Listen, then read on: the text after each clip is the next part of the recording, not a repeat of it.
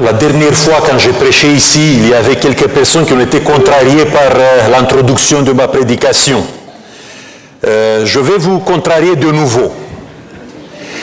Parce que je vais vous poser une question qui va nous diviser.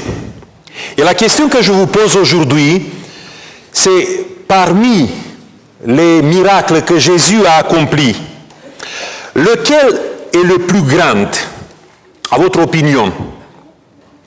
Bon, je sais qu'on va se diviser en fonction de nos sensibilités, de notre expérience qu'on a chacun de nous.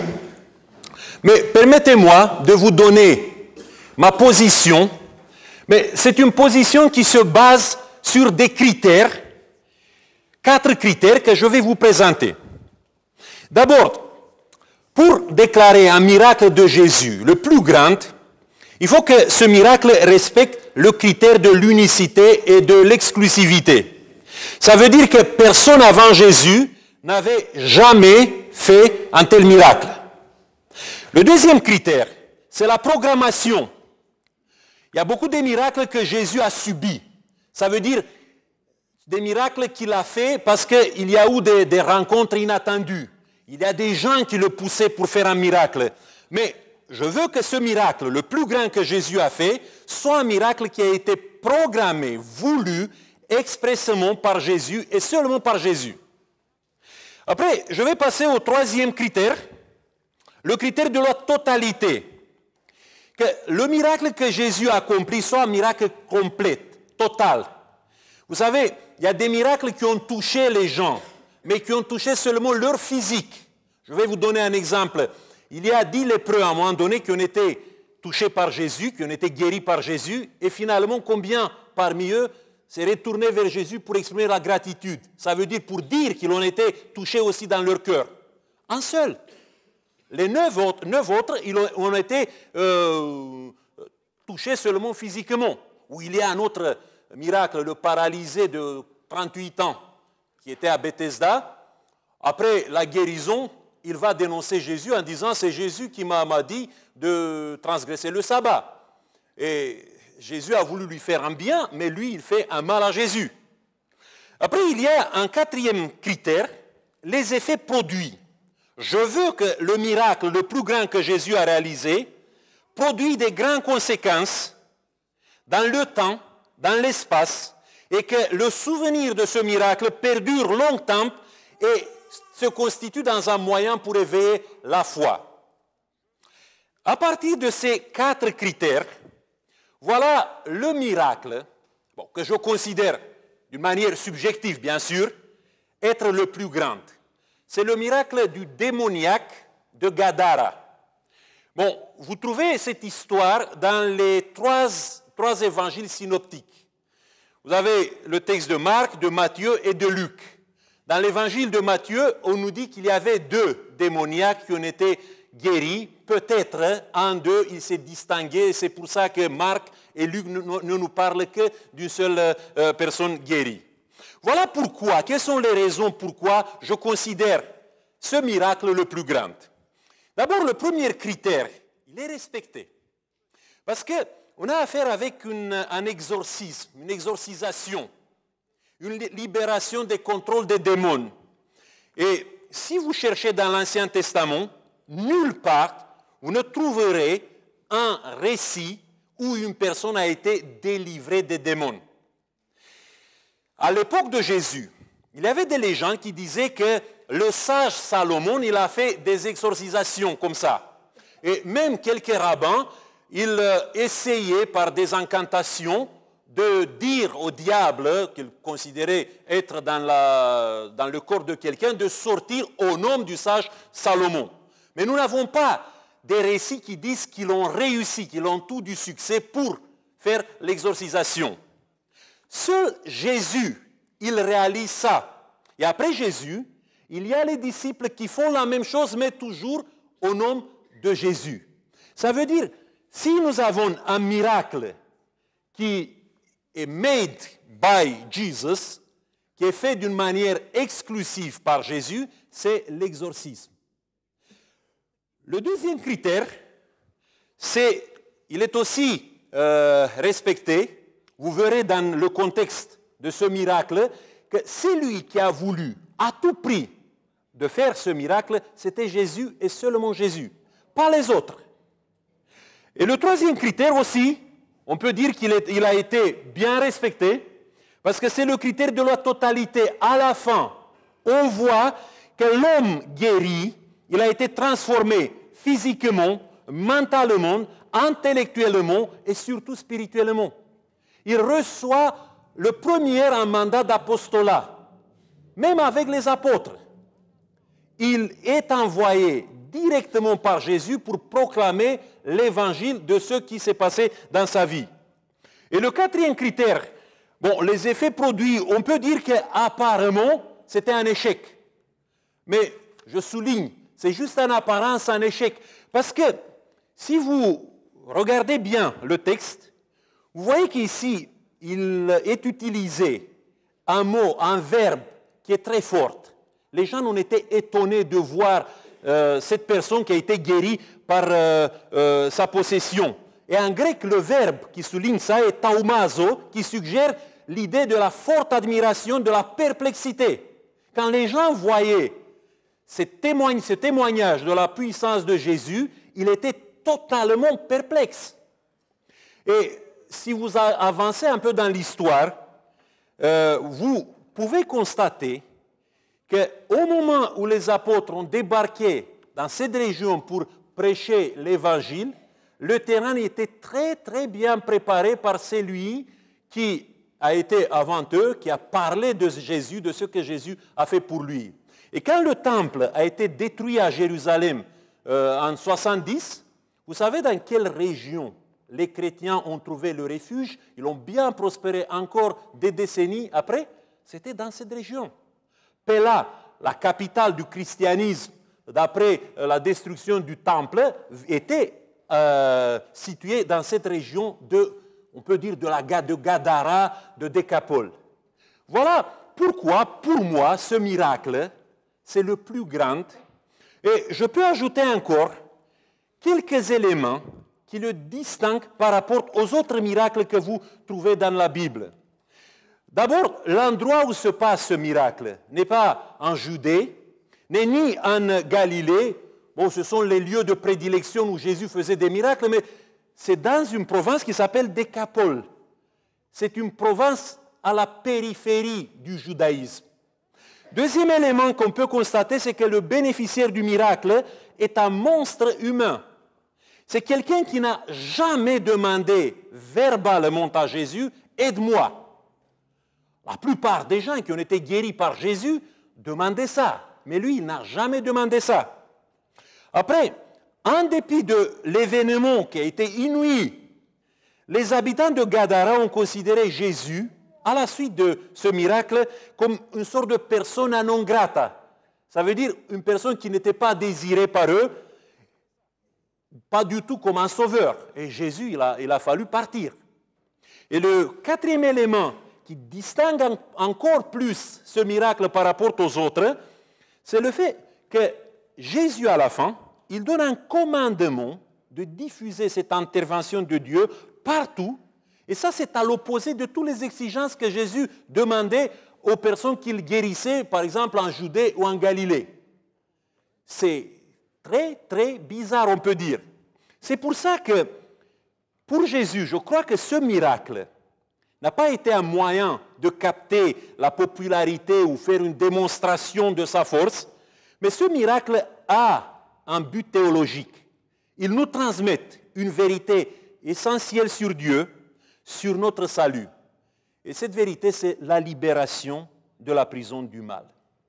Voilà, on va identifier 3 leçons aujourd'hui qui découlent de ce miracle, qui peuvent nous aider de trouver la voie vers la liberté. Je vais commencer par étudier un peu le contexte pour retirer notre première leçon. D'abord, le lieu où se passe ce miracle, bon, le texte nous dit que c'est le pays de Géranésiens ou de Gadaréniens. Bon, pour avoir un petit peu l'image, vous avez ici une province qui s'appelait à cette époque-là Décapole. ça veut dire la province des 10 cités. Polis en grec, ça veut dire cité ou ville. Eh bien, après la période d'Alexandre Macédoine, il y a une alliance commerciale qui s'est créée entre les 10 villes qui étaient situées dans la Transjordanie. Et ces villes ont fait cette alliance pour protéger les caravanes qui faisaient le commerce entre la Mésopotamie et le littoral de la Méditerranée. Et parmi ces villes se trouvait cette ville de Gadara, qui n'était pas la ville la plus grande, mais c'était une forteresse vraiment très... c'était une forteresse très importante dans la route des caravanes. Eh bien, ce territoire de Gadaréniens ou de Géraséniens était un territoire qui a été très fortement hellénisé. Il était habité par des Juifs qui étaient mélangés avec des gentils. Ça veut dire des Grecs, des Syriens, des Phrygiens, des Arabes et même des Gaulois. Oui, il y avait des Gaulois dans ce territoire. Je ne vous dis pas comment les Gaulois sont arrivés là-bas, mais il y avait des Gaulois qui habitaient avec les Juifs dans ce territoire. Pour leurs frères juifs, les Juifs de Gadara étaient les gens les plus impurs et les plus misérables. Et certains parmi eux étaient devenus des éleveurs de cochons. Ça, c'était le comble de l'abomination pour un Juif, élever des cochons. Et tout contact avec ces scélérats du peuple juif, avec les bons croyants, était totalement exclu. Le plus grand cauchemar pour un Juif à l'époque, c'était la contamination avec des personnes ou avec des objets impurs pour le cérémonial du temple. Vous savez, la bonté ou l'immoralité de quiconque ne faisait pas peur autant que le statut de tamei. Tamei, en hébreu, ça veut dire quelqu'un qui est impur, qui est souillé. Il semble que depuis, nous n'avons pas beaucoup changé. Je vous donne un exemple d'aujourd'hui, pour voir que nous n'avons pas beaucoup évolué dans la mentalité. Un chrétien médisant qui pratique le sport de la calomnie, qui est extrêmement nocif pour les autres, peut passer toute sa vie bien assis sur les banquets de l'église dans une posture de saint. Tandis que celui qui ne respecte pas certaines formes extérieures sera marginalisé et poussé vers la porte de sortie. Et ça se passe pratiquement dans toutes les églises, dans toutes les communautés religieuses. C'est un peu une mentalité qui existait à l'époque et qui existe toujours aujourd'hui. Et en tenant compte de tous ces préjugés, imaginez-vous un peu l'étonnement des disciples quand ils entendent leur maître en lui disant « Passons de l'autre côté ». N'oubliez pas, nous sommes dans les premiers mois de la mission de Jésus. Il est en train de gagner en popularité en Galilée. Et tout d'un coup, sans une raison claire, sans donner une explication, il change la direction. Et il entraîne ses fidèles dans une traversée dangereuse vers un pays qui était détesté. Et la situation s'aggrave encore lorsqu'une tempête terrible éclate soudainement et menace la vie des disciples, qui, las des caprices de leur maître, lui reprochent amèrement quand ils le voient endormi sans aucun souci. « Mais maître, nous sommes perdus et tu ne t'en soucies pas. » C'est l'événement d'avant. C'est l'événement qui précède cette guérison du démoniaque de Gadara. Et après, ils voient quelques instants plus tard, ils sont témoins à une conversation absolument surréaliste.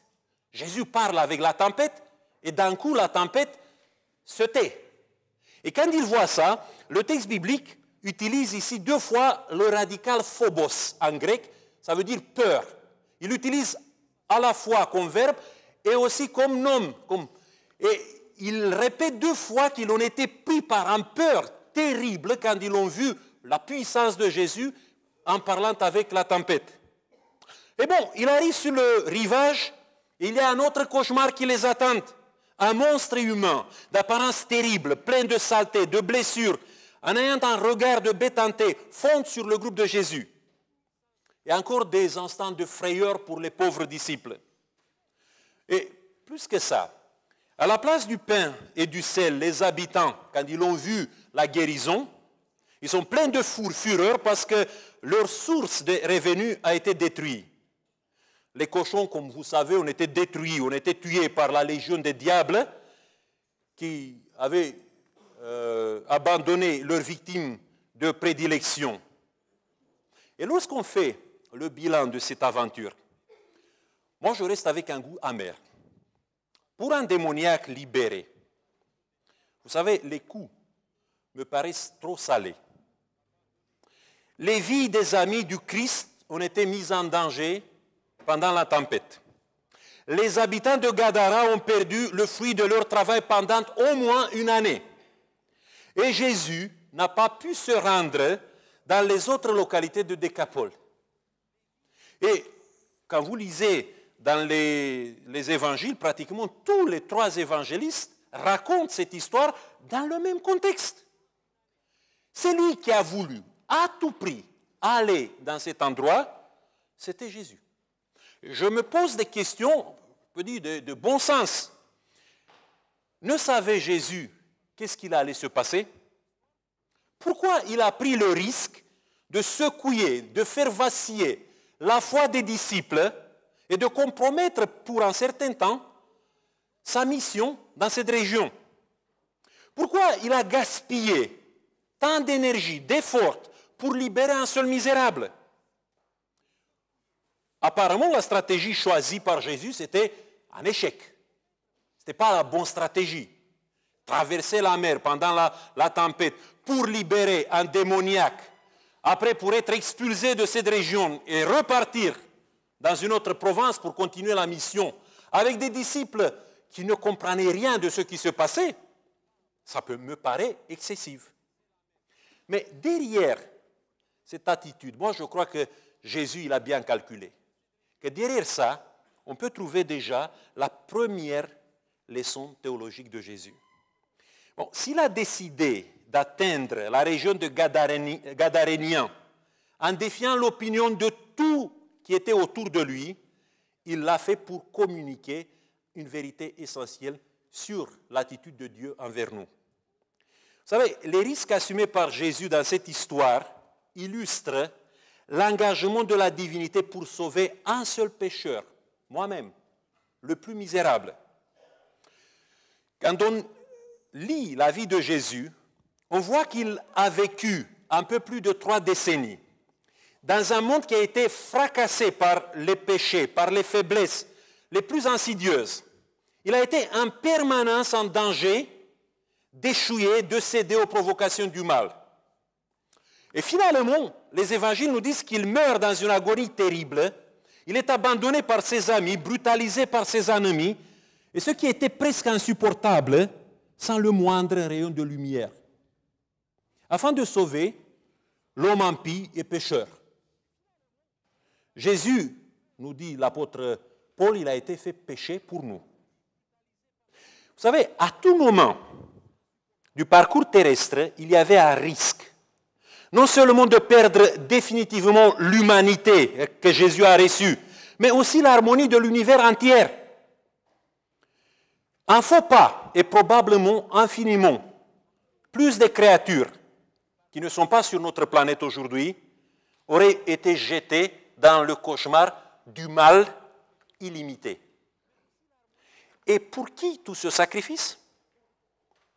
Pour une petite secte de rebelles qui se permettent souvent, bien souvent, l'audace d'ignorer Dieu et de se moquer de lui sans honte. C'est pour ça que je peux affirmer que Dieu n'est pas un politicien, n'est pas un pragmatique dans ses projets, qui calcule bien ses mouvements, mais c'est un Père qui gaspille son amour et son sacrifice. C'est cette image que Jésus nous transmet à travers cette histoire de la guérison d'un homme, d'un monstre qui était totalement rejeté par la société.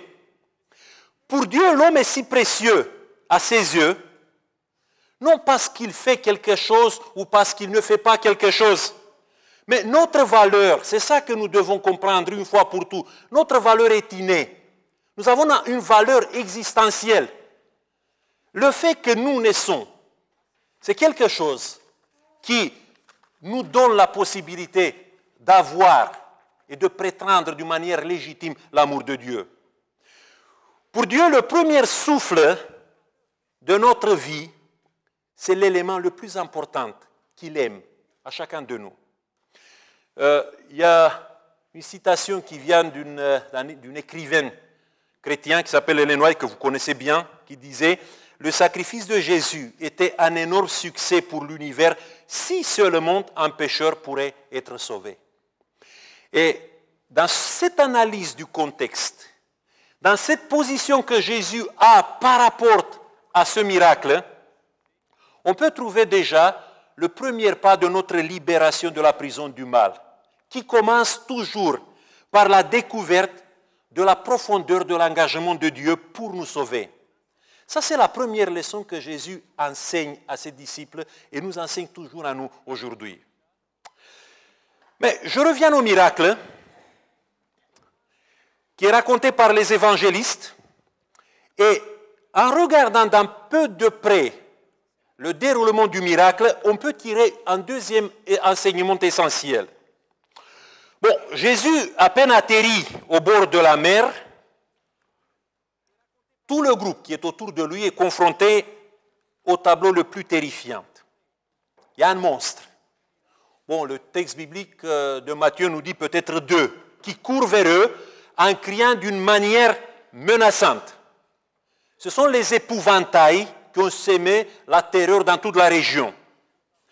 Et quand vous regardez de près leur image, ça provoque des frissons de terreur. Ils sont presque nus, pleins de plaies infectées, des chaînes cassées et rouillées, aux poignets et aux chevilles, des yeux injectés de sang, hurlant comme des bêtes féroces. Et on voit Jésus les accueillir doucement comme il l'a fait avec l'orage. Calme, imperturbable, il est maître de la situation, mais il n'affronte pas les pauvres gens qui sont devenus des simples marionnettes. Il s'adresse à la horde des démons qui contrôlent presque totalement l'esprit des deux malheureux. Cette forme absolue de dégradation nous terrifie aujourd'hui. Comment est-il possible qu'un être humain, ayant une pensée logique, arrive à n'avoir aucun contrôle sur sa volonté, sur ses pensées, sur ses mots? Qu'il devienne un guignol entre les mains d'une marionnettiste du mal. Vous savez, nous avons une conception populaire sur la possession démonique qui dit que, bon, quelqu'un qui est curieux, qui manifeste une curiosité pour la sorcellerie, il peut à un moment donné arriver dans une proximité du spiritisme et il peut franchir une ligne de non-retour et voilà comment il peut tomber un peu dans la possession démonique. C'est vrai qu'il y a des situations où quelqu'un peut arriver là, sur ce chemin. Mais ce n'est pas le chemin habituel.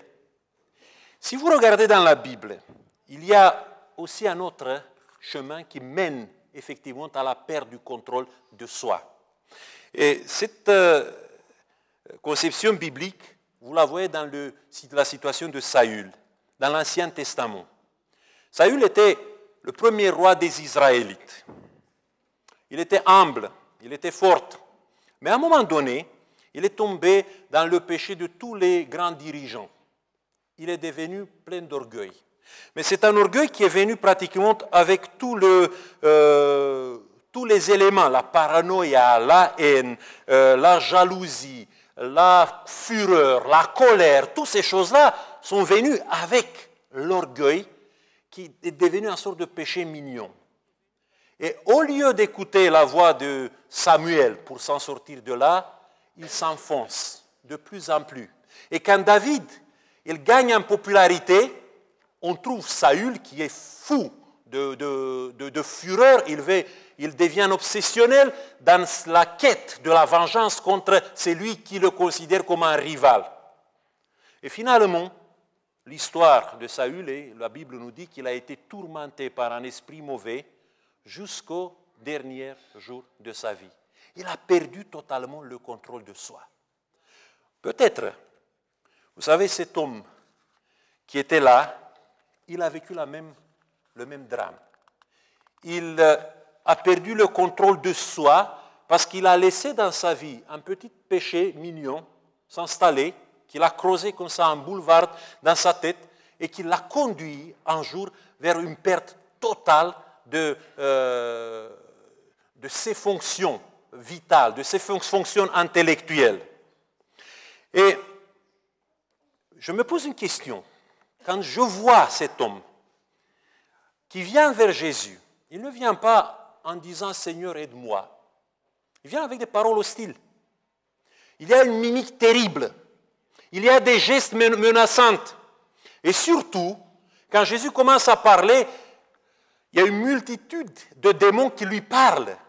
Le nom utilisé, c'était légion. Légion, c'était l'unité de l'armée romaine la plus nombreuse. On avait pratiquement au moins 6000 soldats romains qui étaient dans une légion. Cet homme, il était dans une prison, dans un camp de concentration du mal qu'il ne pouvait pas s'en sortir. Et la question que je me pose, pourquoi Jésus l'aide s'il n'exprime pas le besoin? Vous trouvez quelque part dans le texte une expression du besoin?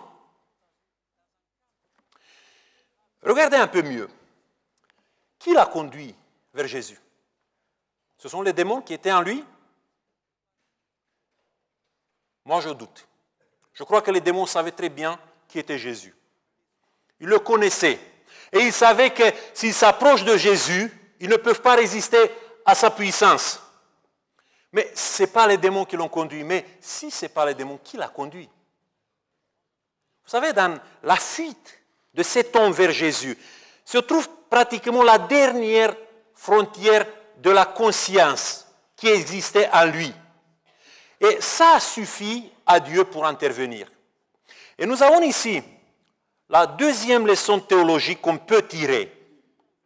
Dieu nous aime tellement qu'il ne nous quitte jamais.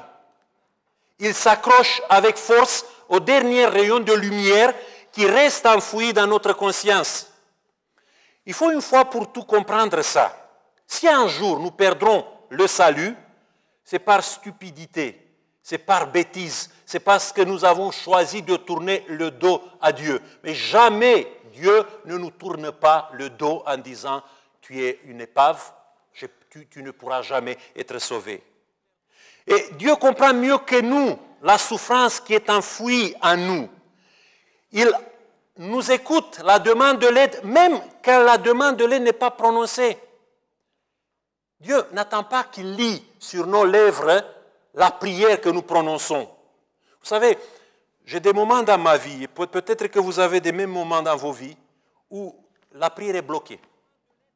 Quand tu te confrontes avec des situations terribles, quand tu es peut-être révolté contre Dieu, c'est difficile de dire quelque chose. Parce que ce que tu dis n'est pas vrai, n'est pas sincère. Mais parfois, le seul fait de t'asseoir en présence de Dieu, de ne dire rien, d'être en silence, ça peut permettre à Dieu d'agir dans ta conscience. Et c'est le cas. Pratiquement, cet homme ne dit rien. Les personnes qui parlent, ce sont les démons qui parlent. Mais il ne dit rien. Mais le fait qu'il vienne en présence de Dieu ouvre la voie pour Dieu de l'arracher, de le sortir de la prison du mal, du camp de concentration du mal. Et j'arrive à la troisième leçon de ce miracle. C'est un peu l'épilogue. Et quand vous regardez l'épilogue, il est un peu décourageant. Mais je peux dire seulement en apparence. D'abord, Jésus permet à la légion diabolique de tuer 2000 porcs, 2000 cochons, qui sont jetés en mer de la haute falaise. Après, les habitants de la région voient le miracle produit dans leurs concitoyens et ils ne sont pas du tout contents, mais plutôt terrifiés. Pour eux, la perte économique, c'est plus important que la vie humaine. Après, on entend Jésus, en entendant les supplications des autochtones, il quitte le lieu, il s'est exécuté, il est parti. Il pouvait quand même forcer l'entrée dans la région, mais il n'a pas voulu faire ça. Il est parti. Mais vous savez, ce qui m'intrigue le plus, c'est qu'après avoir satisfait la demande rusée des démons, après avoir écouté le désir égoïste et mesquin des Gadaréniens de quitter la région, finalement Jésus refuse brutalement la plus belle et la plus légitime des supplications que quelqu'un peut lui dire.